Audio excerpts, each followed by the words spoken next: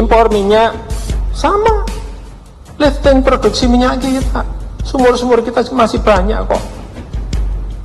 Kenapa nggak digenjot produksinya? Karena ada yang masih seneng impor minyak. Sehingga transformasi ekonomi di negara kita ini mandek gara-gara hal seperti ini. Kalau ini bisa kita lakukan, target saya 3 tahun ini harus rampung hal-hal yang tadi saya sampaikan. Masa kita 34 tahun nggak pernah yang namanya bangun kilang minyak? Harus rampung. Pekerjaan besar ini harus rampung.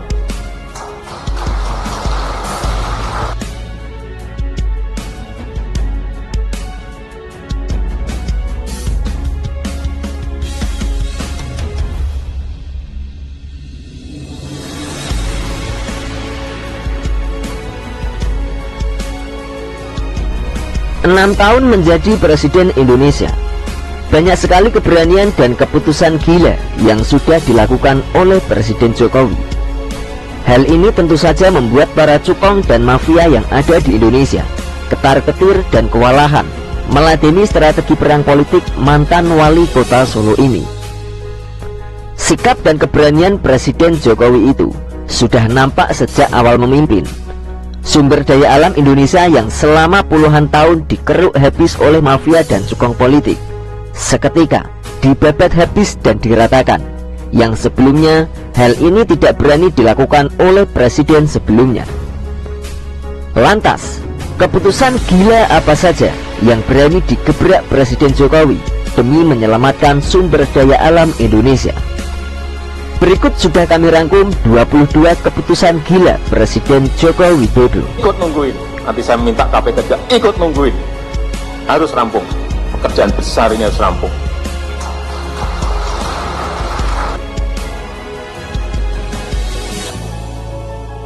Pertama, Jokowi tegas dan berani membubarkan Petral yang bisa hemat anggaran sebesar 250 miliar setiap harinya. Nama dan riwayat Petral di Indonesia memang tak sedap rekam jejaknya. Hal ini karena Petral terindikasi sebagai sarang mafia migas yang setiap detik mengeruk aset negara. Anak usaha Pertamina ini sebelumnya berselancar asik selama puluhan tahun di Pertamina dan tak ada lagi yang berani membubarkannya. Dengan perintah langsung dari Presiden Jokowi, Petral akhirnya dibubarkan pada tahun 2015. Tanpa perintah langsung dari Presiden Jokowi, Petral mustahil dibubarkan karena pembubaran ini sebelumnya tidak berani dilakukan oleh pemerintahan sebelumnya. Dengan dibubarkannya Petral, negara bisa menghemat 250 miliar setiap harinya yang digarong oleh mafia migas. 2. Jokowi berani mencabut subsidi BBM. Di era pemerintahan sebelum Jokowi, ratusan triliun rupiah terbakar di jalanan setiap tahunnya. Bahkan dalam 5 tahun terakhir sebelum era Jokowi, subsidi BBM bernilai total 1.300 triliun terbakar habis di jalanan. Selain nilainya yang sangat fantastis, subsidi BBM juga dinilai tidak tepat sasaran. Mayoritas subsidi BBM dinikmati oleh mereka yang mampu, yaitu pemilik kendaraan pribadi. Setelah subsidi BBM ini dicabut oleh Jokowi, dana itu dapat digunakan untuk berbagai hal yang produktif, seperti pembangunan jalan, jembatan, bendungan, dan fasilitas lain yang dibutuhkan oleh masyarakat. Di era sebelumnya, subsidi BBM hanya digunakan untuk memanjakan rakyat dengan subsidi, untuk membuai rakyat dengan pencitraan. Sama subsidinya juga agak banyak, 800 miliar. Coba dulu subsidi 340 triliun. Kenapa harganya belum bisa sama? Enggak tahu saya. Dulu subsidi BBM 300 triliun diem semuanya. Ini 800 miliar aja rame. 3. Jokowi meresmikan pembuatan jalan tol Trans Sumatera tahap 1 dari Lampung, Palembang, Indralaya. Jalan tol tersebut adalah proyek era sebelum Jokowi yang mangkrak karena banyak kasus korupsi. 4. Jokowi meresmikan pembangunan PLTU Batang, Jawa Tengah dengan kapasitas 2 kali 1000 MW. Proyek ini sebelumnya 4 tahun mangkrak di era presiden sebelum Jokowi. 5. Jokowi meresmikan dimulainya pengairan Waduk Jati Gede Sumedang yang berfungsi untuk mengendalikan banjir di Indramayu, pengairan sawah di Jawa Barat, serta pembangunan PLTA dengan kapasitas 2 kali 55 MW. Proyek ini sebelumnya hanya wacana presiden sebelum Jokowi. Namun, selama 10 tahun tidak pernah disentuh penggarapannya. 6. Pembangunan jalur LRT jurusan Cibubur Cawang dan Bekasi Timur Cawang. 7. Pembangunan bor raksasa untuk membuat terowongan dalam tanah guna jalur MRT trayek Lebak Bulus Kebayoran Baru, Senayan, Bundaran HI pada tahun 2015. Pembangunan infrastruktur di perbatasan Kalimantan dari Kalimantan Utara sampai Kalimantan Barat dan pembangunan kota-kota baru yang berdekatan dengan negara tetangga.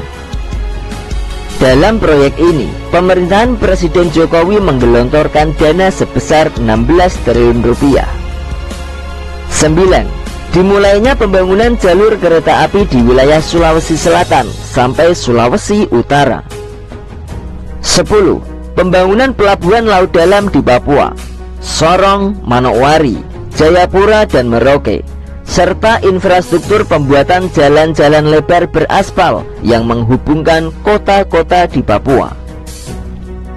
11. Pembangunan kilang minyak serta storage BBM di Indonesia senilai 140 triliun rupiah, yang selama ini pembangunan kilang minyak tidak pernah terwujud sejak era Soeharto.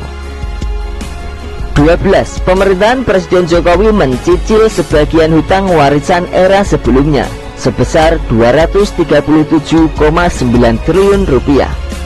Hal ini dikerjakan dalam kurun waktu 8 bulan sejak Jokowi menjadi presiden. 13. Lapindo beres. Kasus lumpur Lapindo yang selama 8 tahun tidak selesai di era presiden sebelum Jokowi. Namun di era Presiden Jokowi hanya butuh 8 bulan rampung ganti rugi semuanya diterima warga Sidoarjo. 14. Jokowi berhasil menyambung Trans Papua yang dirancang sepanjang 4.320 km mulai dari Sorong, Manokwari, Wamena, Jayapura, dan Merauke pada tahun 2018. 15. Pembakaran hutan tidak ada lagi. Fakta dari Walhi dan eks pembakar hutan dari Sumatera Selatan. Mereka menyatakan bahwa pembakaran hutan sudah berlangsung sejak tahun 2005 dan berkolaborasi antara perusahaan perambah hutan dengan pejabat setempat seperti bupati dan gubernur di Provinsi Sumatera Selatan, Jambi, dan Riau. Namun, sejak era Presiden Jokowi, pembakaran hutan yang merugikan negara dan masyarakat sepertinya tidak ada lagi terjadi. 16. Menolak kontrak Freeport. Jokowi adalah presiden pertama yang menolak kontrak Freeport diperpanjang demi Indonesia makmur. Evaluasi ini dilakukan tahun 2019 dan akhirnya Indonesia berhasil mendapatkan saham 51% yang dulunya hanya 9,2%. 17. Jokowi berani menyatakan perang terhadap barang-barang impor ilegal, zero toleran untuk kriminal. 18. 3 jam izin selesai. Izin investasi untuk para investor yang ingin menanamkan modalnya di Indonesia di era sebelum Jokowi harus menunggu sampai 2 tahun. Tetapi di era Presiden Jokowi, urus izin investasi cukup dengan 3 jam saja. 19. Menenggelamkan kapal pencuri ikan. Presiden Jokowi mengeluarkan Perpres nomor 115 tahun 2015 untuk Kementerian Kelautan yang isinya menyatakan kapal asing pencuri ikan bisa langsung dieksekusi dan ditenggelamkan. 20. Menghukum mati para bandar narkoba agar menjadi efek jera bagi yang lain. Sebab narkoba jelas-jelas merusak generasi muda dan anak bangsa. 21. Beroperasinya tol laut. Di era Presiden Jokowi, 6 rute tol laut Tanjung Priok Papua, Tanjung Priok Natuna, Tanjung Perak ke seluruh pelabuhan di NTT, dan seluruh pelabuhan di Maluku, dan seluruh pelabuhan di Papua dan Papua Barat sudah dioperasikan. Terakhir, Jokowi berani menyatukan harga BBM dengan satu harga di seluruh wilayah Indonesia. Di era pemerintahan Presiden Jokowi, hal yang mustahil dilakukan oleh era sebelum Jokowi ternyata sangat mudah dan sukses dilakukan. Hal ini tentu terjadi dengan kerja keras dan keberanian luar biasa dari seorang pemimpin. Maka tidak heran jika banyak yang tidak suka dengan keberhasilan dan keberanian Presiden Jokowi ini.